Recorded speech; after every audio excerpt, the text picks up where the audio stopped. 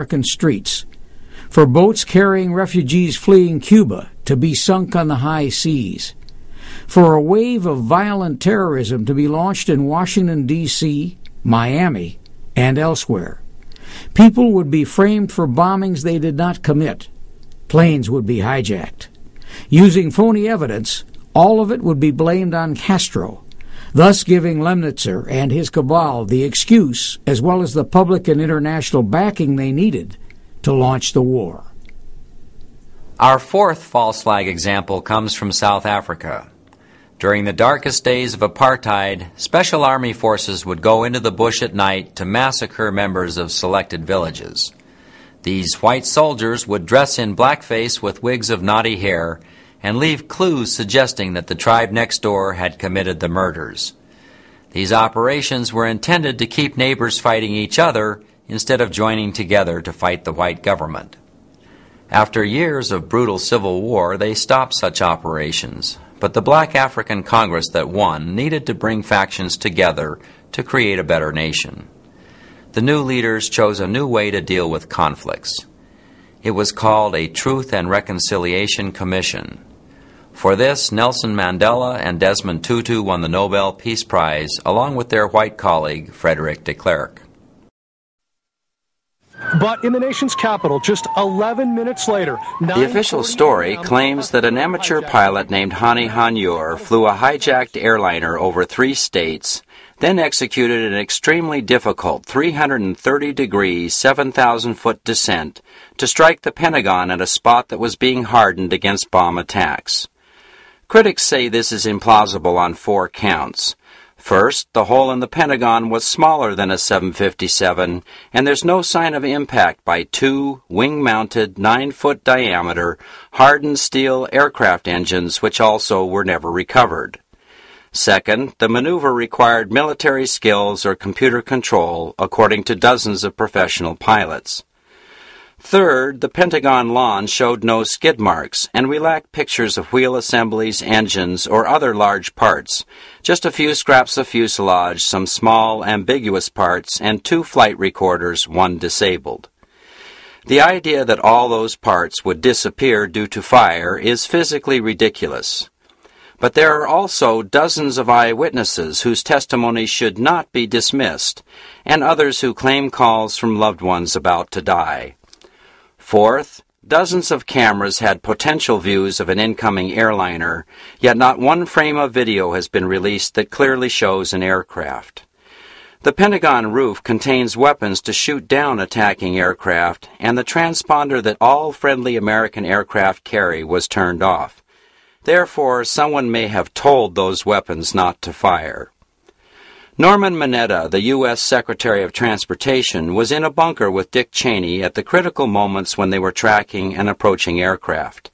His testimony is not found in the official report, and even the record was allegedly lost from their archives. Judge for yourself what he means. During the time that the airplane coming in to the Pentagon, there was a young man who would come in and say to the Vice President, the plane is 50 miles out. The plane is 30 miles out. And when it got down to the plane is 10 miles out, the young man also said to the Vice President, do the orders still stand? And the Vice President turned and whipped his neck around and said, of course the orders still stand. Have you heard anything to the contrary? Consider these other coincidences. On the day before 9/11, Donald Rumsfeld said the Pentagon could not account for $2.3 trillion in funds. That headline was drowned out by the events of 9/11, and budget information was stored in the impact area. Finally, starting just 1 week after 9/11, a biological weapon called anthrax was delivered by postal mail to the office of Senate Majority Leader Tom Daschle and to several other high-profile guardians of democracy. 5 less prominent people died, but those murders have also never been solved. Here is Rumsfeld's testimony. According to some estimates, we cannot track $2.3 trillion in transactions. 1/2 hour Now later, we must at consider approximately the darkest 10:28 aspect of the New York 9/11 story, World Trade Center evidence of intelligence agencies working behind the scenes. We'll look at three. The first is Pakistan's Inter-Services Intelligence Agency, known as the ISI. Recall that 15 of the 19 hijackers were Saudi nationals, not Pakistani, and it is a proven fact that much of al-Qaeda's money came from Saudi donors.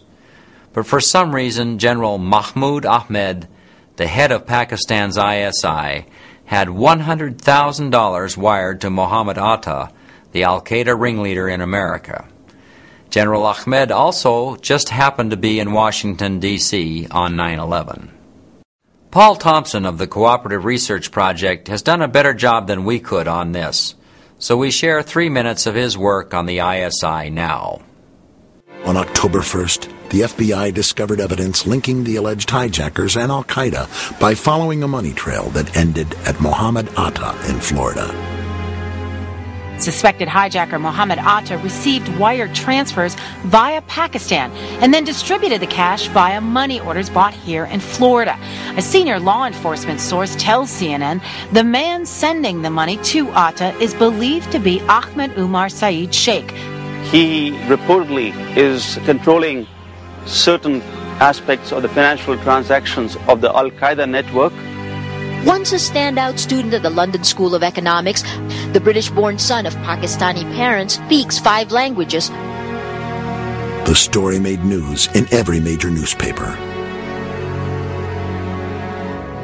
With 9/11 paymaster identified as an alleged al-Qaeda moneyman, it seemed that the U.S. finally had its proof that al-Qaeda was involved. The U.S. war on terror could now move ahead.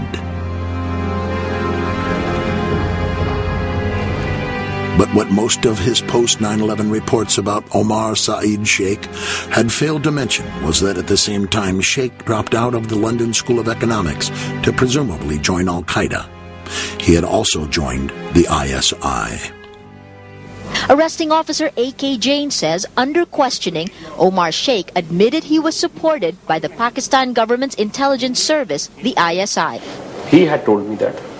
He admitted to you? Oh, yes, yes. And after his release, it was very clear that he was provided protection and safe haven in Pakistan with the direct support, with the knowledge, and obviously with the connivance of the Pakistani intelligence.